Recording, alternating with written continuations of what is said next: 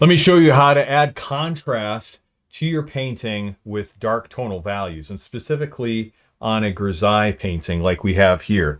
So if you're working on a Grisaille or you've never done a Grisaille, I would encourage you to try that. Basically what it is, it's a monochromatic underpainting, kind of like Caravaggio did with the tenebristic technique back in the 1500s, and then he would paint a color glaze over the top. And that's what we're doing here with this painting in progress of King David dancing with joy as the Ark of the Covenant came back into Jerusalem. So I just finished up doing a titanium white layer to separate some of the values, as we have the ground and the sketch on top of the ground, and that's this kind of earth tone color we see. That was the background, sketch one on top. Then I add these titanium white highlights. Now we're going to add the dark tonal values. And actually, I had begun to do that a little bit, but my video didn't quite record. We had an error with the video recording, but I'll be able to show you pretty much everything because a lot of it hasn't been done yet. So let me just open up with a quick word of prayer and we'll get started. Father, we come before you in Jesus' name and ask that you would bless this lesson here. Bless the artists that are watching. I pray it would be helpful for them and encouraging to them and help them in their portrait painting, that they would be able to incorporate these techniques into their work. And I pray that you would bless me to be able to make it clear and bless this painting in Jesus' name. Amen. All right, let's go ahead and get started. So I have my palette set up here, and what I'm going to do is take some raw umber dark, one of my favorite colors, some ultramarine blue, and a bit of alizarin crimson. Mix them together with a larger amount of raw umber dark than the other two pigments. And then matte medium is this clear acrylic without pigment. We mix them together and create a glaze. And I'm going to go and begin to darken certain areas here. Let's just add a little bit more ultramarine blue.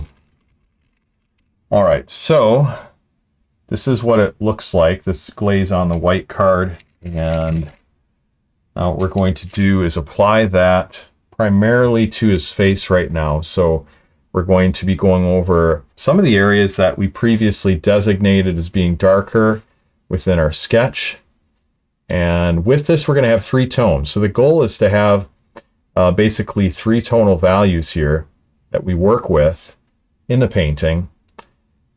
Your highlights, midtones, and shadows. And when you have those three working together, man, that really makes a big difference. That can set you up for success as you're working on your painting, because now you're simplifying the process and you only need to work on just basically three different tonal values. Your, like I said, your highlights, midtones, and your darks. And then you can build up more on top of that. More tonal value range, more shading, all that kind of stuff.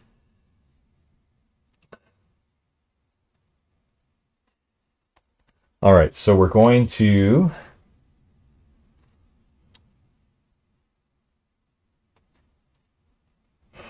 darken the eyes a little bit.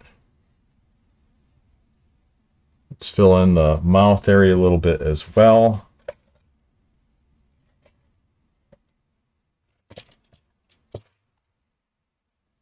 Overall, that's going to be quite dark. Let's get a little bit on the corners.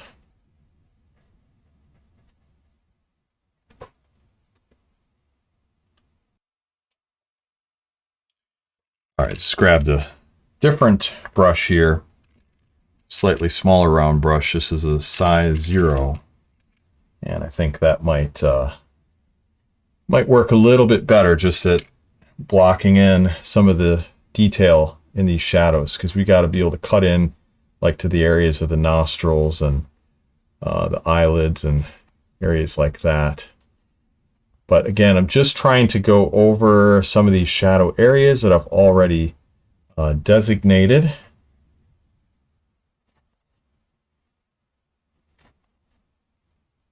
So this whole area here could be filled in.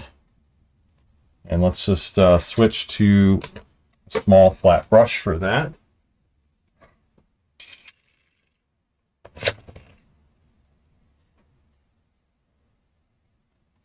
Yeah, we'll just kind of cut in here using this small flat brush. So this is a size 4 flat. You could also use a round as well. So part of his beard is in shadow. And again, we're just basically trying to develop these 2 tonal values, not trying to create a bunch of shading on his face. So I'm looking at the darkest tonal values, which in this case would be mostly areas like his beard, mustache.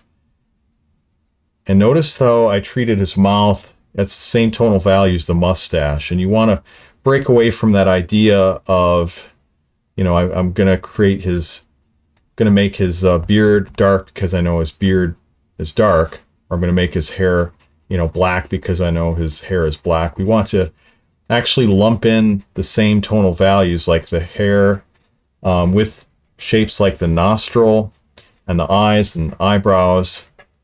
Just recognizing everything as a shape, a specific value shape. And we're just going to brush this in, cutting it around the edge of the face here. And then we'll flow it out just a little bit to the edges of the hair.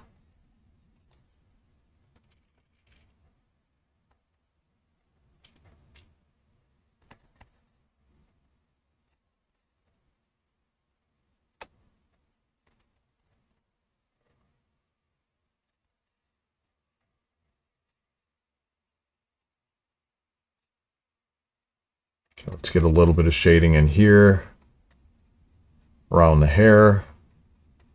There's some of it that goes down over the headband, but then some of it that flows out. We'll fill this parted area in the middle a little bit as well.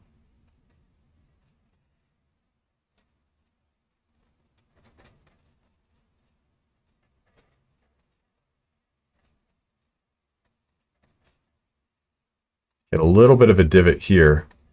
We shade it just slightly darker on that top portion.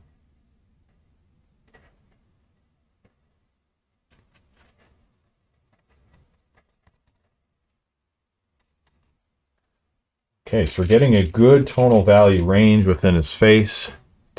Now, the bottom part of the beard, you know, we have some of it highlighted, some of it in shadow, and there's going to be a division between the darker values on the right, lighter values on the left, according to our light source, which is coming from the left-hand side. And so with that, we want to make sure, you know, that we're seeing where to place these different glazes.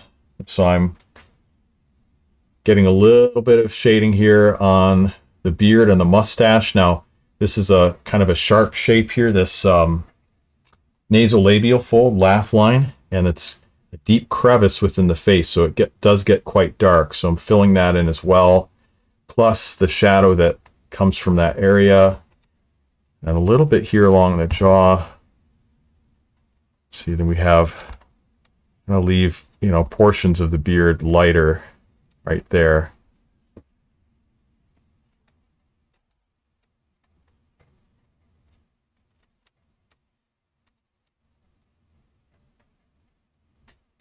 And that should set us up for success pretty well. Now, you know, with this, then we could start adding more divisions of dark values in the rest of the painting. We can start adding it to the clothing, striations in the clothing, any other areas that would need that. But I just want to basically show you this process as it relates to the face.